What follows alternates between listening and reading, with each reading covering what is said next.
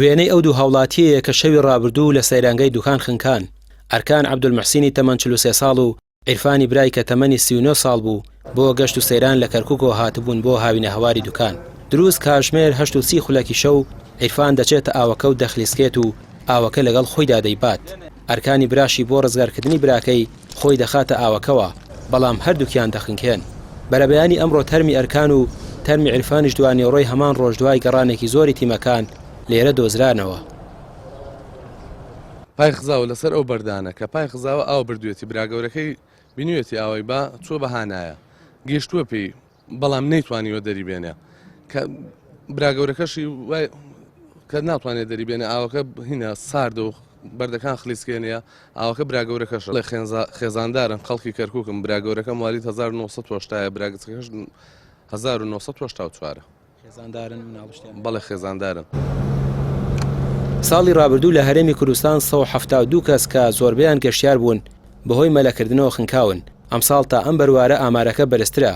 ئاوی زۆربەی چەم ڕووبارەکان بۆ مەلەکردن مەترسیدارن و هاوڵاتیان و گەشتیاران گوێ بە ڕێنماییەکان نادەن تا دوجار خۆیان دەبنە قوربانی و خۆشی لە بنەماڵە و کەسوکاریان دەکەن بە ناخۆشی. زانا و تیمەکەی زۆربەی کات لە ڕووداوی خنکانەکاندا ئامادەن. ئەو دەڵێت دۆزینەوەی تەرم لە ئاوی ساردا کارێکی گرانە و کاتێکی زیاتری دەوێت.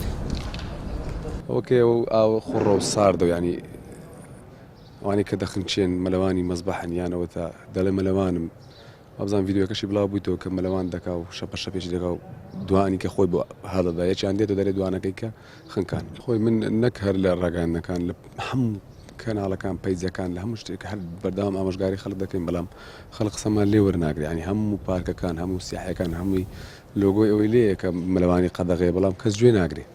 ئەوەی مشکلەکە کەس گوێ ناگرێت. ئێستا و زەیەکی ئێمە لین کەم جمعەیە خەڵکی لین نەخێنچ بەداخەوە ینی کە هەمووشی عەرەبن بەڕاستی شارانەی خوار و عێراق و دینێرە.